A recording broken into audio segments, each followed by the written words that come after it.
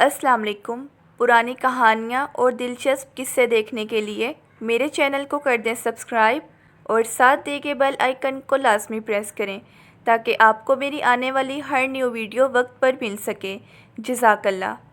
आज मैं आपको सुनाने जा रही हूँ एक इबरतनाक, खौफनाक और दिल को दहला देने वाला वाक़या। तो आइए अपनी स्टोरी को स्टार्ट करते हैं। रात के पिछले पहर की खामोशी हर तरफ अपना सहर तारी किए हुए थी। पूरा गांव अंधेरे में डूबा हुआ था। सिर्फ एक कच्चा सा घर था जिसके सहन में बैठी बूढ़ी औरत बीबी साजदा अपनी आंखें बंद किए मुंह में कुछ बड़बड़ा रही थी। हर रात की तरह आज भी उसके हाथ में तस्बीह थी, मगर जुबान पर अल्लाह का जिक्र नहीं, बल्कि कोई अजीबोगरीब अल्फाज थे जिन्हें सुनकर दिल कांप उठे। गांव के लोग बीबी साजदा को जालिम सास कहते थे। उसकी बहू नाइला एक शरीफ, खामोश तबीयत लड़की थी जो शादी के बाद जैसे दोज़ख में आ गई थी। सास दिन रात उसे ताने देती, खाने में नमक कम हो जाए तो थप्पड़ मारती, बर्तन टूट जाए तो जलता हुआ कोयला नाइला के हाथ पर रख देती। नाइला ने कई बार अपने शोहर अदील से शिकायत की, मगर माँ की मोहब्बत में अंधा अदील हमेशा अपनी बीवी को ही कसूरवार ठहराता। फिर एक दिन नाइला हामला हुई।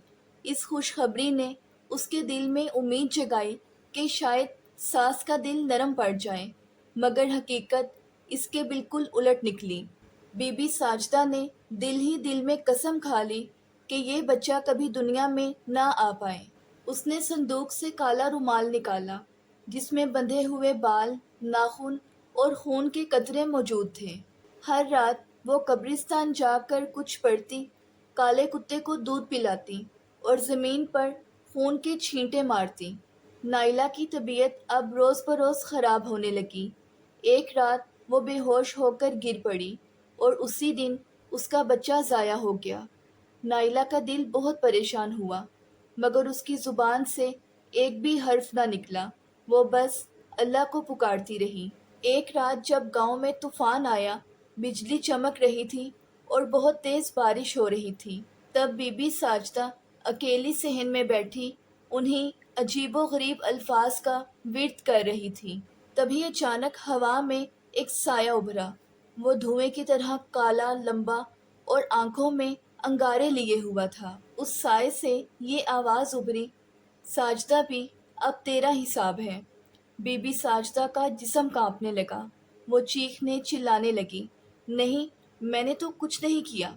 मैंने जो कुछ भी किया अपने बेटे के लिए किया। उस साए से आवाज़ आने लगी, तूने अल्लाह के कानून को तोड़ा है, उस बच्ची को माँ बनने से रोका है।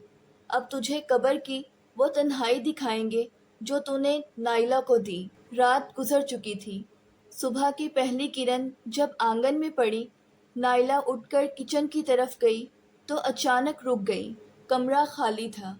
साजदा भी, जो हमेशा फजर से पहले जाग जाती थी, न आज वो फजर के लिए उठी और ना ही सहन में मौजूद थी। नाइला इस बात पर हैरान तो हुई, फिर उसने अदील को जगाया। अदील उठे, अम्मी कहाँ हैं? अदील आंखें मलता हुआ बाहर आया। क्या मतलब? अम्मी तो रात को यहीं थी ना? घर का कोना कोना छान मारा गया, मगर बीबी साजदा का कुछ पता न चला। नाइला के दिल में अजीब सा खौफ बैठ गया। तभी दरवाजे पर गांव की बूढ़ी औरत दाई फातिमा आई, जिनके चेहरे पर घबराहट थी। नाइला बेटी, वो तुम्हारी सास, उसकी लाश कब्रिस्तान में पड़ी मिली है। अदील हंसते हुए बोला, ये क्या फजूल बात है? अम्मी भला कब्रिस्तान में कैसे जा सकती हैं, और वो कब्रिस्तान में जाएंगी क्यों? मगर नाइला की आंखों में आंसू आ चुके थे। वो जानती थी रात की वो अजीब खामोशी, बीबी साजदा का वो आखिरी विर्द और आसमान पर छाई वो वहशत, सब कुछ बेवजह नहीं था। पूरा गांव कब्रिस्तान में इकट्ठा हो चुका था। नाइला और अदील भी वहां पहुंचे।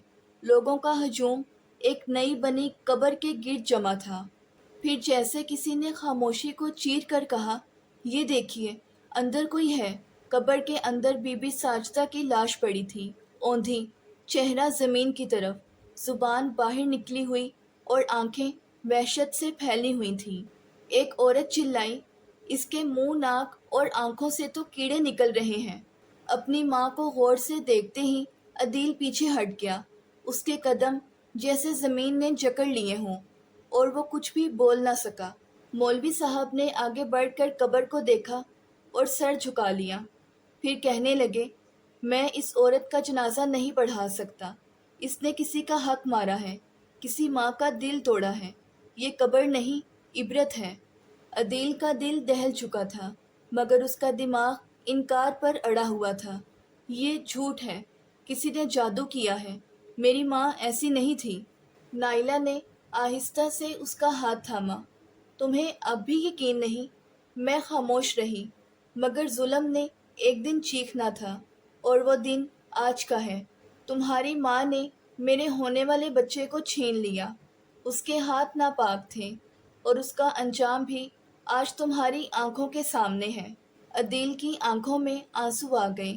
اس نے اپنی ماں کی طرف دیکھا، مگر اب تو کچھ بھی نہ بچا تھا سوائے ایک عبرتناک لاش کے، جسے مٹی بھی قبول کرنے سے انکار کر رہی تھی۔ تبھی ایک زوردار جھونکا چلا اور قبر کی مٹی دوبارہ بکھر گئی، جیسے زمین بھی انصاف کر رہی ہو۔ اگر آپ کو میری آج کی یہ سٹوری پسند آئی ہے تو ویڈیو کو لائک اور چینل کو سبسکرائب کرنا مت بھولیے گا۔ ملتے ہیں نیکسٹ ویڈیو میں، تب تک کے لیے اللہ حافظ۔